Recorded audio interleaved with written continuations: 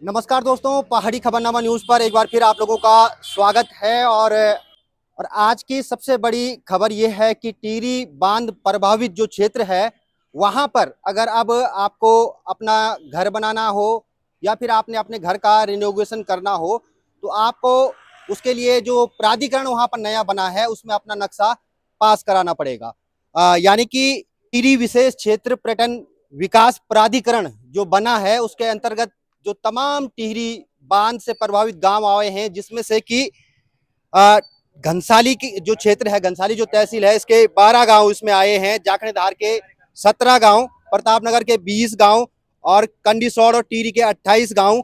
इसी की तरह उत्तरकाशी जिले के चिंदयाली सौड़ के जो है 21 गांव इस प्राधिकरण क्षेत्र के अंतर्गत लिए गए हैं, जो कि टिहरी बांध से प्रभावित हुए थे। और अब जो है एक अधिसूचना यहाँ पर जारी की गई है प्राधिकरण की तरफ से कि इन क्षेत्रों में अब नया जो डेवलपमेंट होगा, यानी कि अगर आप इन क्षेत्रों के इन गाँव के रहने वाले हैं करबन, तो 98 टिहरी और उत्तरकाशी के कुल ये गांव हैं। और अगर इन गांव के जो ग्रामीण है वो अपने घर में मकान बनाते हैं, तो उन्हें प्राधिकरण के अंदर नक्शा पास कराना होगा, जिसको लेकर के अब पूरे क्षेत्र में एक आक्रोश है। लोगों का एक कहना है कि गांव में जो है पहले ही लोग जो है गांव छोड़कर जा रहे हैं, पहले ही गांव के मकान सुनसान हो रहे हैं। ऐसे में अगर कोई चाहता है कि गांव आए और वहां पर मकान बनाए, वो लोग पहले से ही बांध से प्रभावित क्षेत्र है, वहां पर अगर ये प्राधिकरण में इस तरह से जो है नियम लागू होते हैं प्राधिकरण के, तो कहीं ना कहीं दिक्कत है। हमारे साथ पूरे जो घनसाली क्षेत्र के हैं, घनसाली तहसील क्षेत्र के अलग अलग गांव के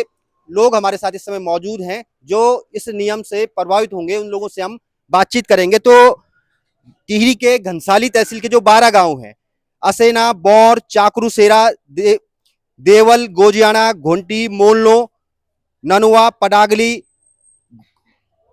पिलखी, पिपोला और सारपुल, ये वो गांव हैं जिन गांवों को प्राधिकरण के अंदर जो है जोड़ा गया है। और अब इन गांवों में अगर आप नव निर्माण करते हैं या फिर अपने जो निर्माण है उसको ठीक ठाक कुछ भी करते हैं, तो आपको जो विकास प्राधिकरण बनाया गया है, टिहरी विशेष क्षेत्र पर्यटन विकास प्राधिकरण, उसके नियमों को फॉलो करना पड़ेगा, यानी कि आपको नक्शा पास कराना पड़ेगा। तो हमारे साथ साप सिंह कुमाई जी हैं, जो कि सामाजिक कार्यकर्ता भी है। कुमाई जी, ये नया नियम जो निकला है टिहरी विशेष क्षेत्र पर्यटन विकास प्राधिकरण, जिसका ऑफिस कोटी कॉलोनी में होगा, अब जो है वहां जाकर के अगर आप लोग को घर में मकान बनाना तो नक्शा आपको पास करना पड़ेगा और बहुत सारे जो प्राधिकरण के नियम होते हैं उनको फॉलो करना पड़ेगा। तो क्या क्षेत्र के लोगों की प्रतिक्रिया है इसमें? सबसे पहले तो मैं आपका और आपके पहाड़ी खबरनामा का धन्यवाद करता हूं कि जो समय समय पर लोगों को जागरूक करते रहते हैं।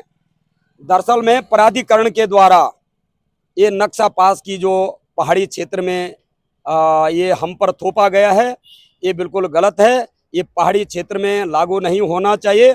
अब जहां तक ये नक्शे का सवाल है, नक्शा पास कराना कोई बहुत बड़ी ऐसी बात नहीं है, लेकिन उसके जो नियम हैं उन नियम और कानूनों को हमें पहले जान लेना चाहिए। सबसे पहले यदि अगर प्राधिकरण ने जो ये विज्ञप्ति जारी की है, उसमें सबसे पहले लोगों की जानकारी के लिए मैं उनको जागरूक करने का जो काम कर रहा हूं, उसमें सबसे पहले आपका जब नक्शा के लिए होगा तो सबसे पहले आपको आर्किटेक्ट से नक्शा पास करवाना पड़ेगा और नक्शा बनवाना पड़ेगा। उसके बाद आपको कोटी कॉलोनी जाकर के प्राधिकरण को नक्शा सौंपना पड़ेगा। प्राधिकरण के अपने नियम होंगे, जमीन आपकी होगी। गांव में हमारी कृषि भूमि है, कृषि भूमि को 143 करना पड़ेगा। अब कई लोग 143 नहीं समझते हैं, उसका मतलब है हिंदी में आकर्षित, उसमें लिखना पड़ेगा। आकर्षित जो है संबंधित जो उप जिला अधिकारी होते हैं उनको पावर होती है, वो उसको भूमि को आकर्षित करते हैं। और आकर्षित का मतलब यह है उसमें लिखा जाता है कि मैं इस भूमि पे मकान बना रहा हूं, ये भूमि अब कृषि योग्य नहीं रह गई है, इसलिए मैं इस पे मकान बना रहा हूं। उसके बाद मकान के लिए आपको एनओसी, प्रत्येक कई विभागों की आपको एनओसी चाहिए कि आपके अगल बगल कोई नहर तो नहीं है, पेयजल योजना तो नहीं है, बिजली की बड़ी लाइन तो नहीं गुजर रही है। तो इस प्रकार के कई उसमें मानक होते हैं जिनको हमारे गांव का आदमी इनको पूरा नहीं कर पाएगा। ये सरासर गलत है। ऐसा काला कानून जो है तो पहाड़ी क्षेत्र में नहीं आना चाहिए। और दूसरी बात, ये बांध से जो प्रभावित लोग हैं, हमारी छाती पे ये डैम बना है जिससे आज बिजली उत्पादन हो रही है और पूरा राष्ट्र आज जगमगा रहा है। और हम पे ये थोपा गया है, जो लोग विस्थापित होकर के चले गए वो तो यहाँ से चले गए, लेकिन जो लोग प्रभावित हैं उन्होंने क्या बिगाड़ा? हमारी रोड नजदीक थी, रोड दूर हो गई। हमारे लिए डैम से आने का रास्ता का जो है तो शॉर्ट पीरियड टर्म रखा हुआ है, पूरे रात दिन का खुला नहीं है। तो यहाँ के लोग तो आज भी पीड़ा झेल रहे हैं और एकदम से इन्होंने ऊपर से और दे दिया। तो अब जिस तरह से ये प्राधिकरण जो है बना है, इसमें 98 गांवों को शामिल किया गया है। आगे क्या करेंगे लोग? आपकी बातचीत लोगों से हुई, तमाम जनप्रतिनिधियों से हुई, क्या आगे का प्लानिंग है? दरअसल में जो ये संबंधित अपने घनसाली तहसील के जितने प्रधान हैं, मेरी सबसे बात हो गई है। आज इतवार था तो लोग अपने हमें समय से सूचना नहीं मिल पाई, क्योंकि मैं खुद गांव में था और गांव से जैसे मुझे सूचना मिली तो मैं गांव से भागता हुआ आया और अपने साथ जो जैसे हमारे घोंटी के प्रधान जा रखे हैं और थात के प्रधान जा रखे हैं, अन्य लोग भी जो नजदीक के प्रधान हैं और हमारे जैसे जिला पंचायत हैं वो जो है इस समय टिहरी में है और इस भिलंगना क्षेत्र के जो जिला पंचायत हैं वो भी जो प्रभावित हैं, उनका गाँव मोलनो पोखाल है, वो भी जो है तो आज श्रीनगर में है। तो ऐसे मेरे तमाम लोगों से बातचीत हुई है जिन्होंने ये कहा कि आगे की जो भी रणनीति होगी हम सब मिल करके इसका पुरजोर विरोध करेंगे। बिल्कुल पुरजोर विरोध करेंगे। और लोग भी यहाँ पर आए हैं। आपका नाम क्या है? आशीष सिंह। आपका ग्राम पंचायत कौन सी? आप ग्राम प्रधान है? हाँ जी। कहाँ के? गुंडी। अच्छा, जिस तरह से जो प्राधिकरण की अब बात हो रही है कि प्राधिकरण में 98 गांव शामिल किए गए हैं और घुंटी को भी शामिल किया गया उसमें, तो क्या समझते हैं आप, कितनी दिक्कतें आने वाली हैं ग्रामीणों को? कुल्लू मिला के कहना चाहता हूँ कि ये गलत है। और भी यहाँ पर लोग हैं, उन लोगों से बातचीत करते हैं। अच्छा, जिस तरह से प्राधिकरण में 98 गांव शामिल किए गए हैं, 12 गांव जो है घनसाली तहसील के भी हैं, क्या लगता है आपको, ठीक है या फिर जो है इसके खिलाफ आंदोलन लड़े? इसके खिलाफ तो बहुत आंदोलन होगा। पूरे जितने भी पहले तो 98 गांव होंगे, नहीं तो जो इस क्षेत्र के जितने भी गांव है सब आंदोलन में कूद पड़ेंगे, चाहे जैसे भी होगा। तो दिक्कत क्या है अगर प्राधिकरण में, क्योंकि बहुत सारे प्राधिकरण होगा तो हम लोगों को सबको दिक्कत होगी। हम कहीं मकान नहीं बना सकते हैं, दुनिया भर के विभागों की दौड़ भाग करनी पड़ेगी, तब भी नहीं हो पाएगा। कौन कौन दौड़ भाग करेगा? पहले तो फिर गाँव से फिर पलायन करना पड़ेगा, फिर कहाँ जाना है किसी ने।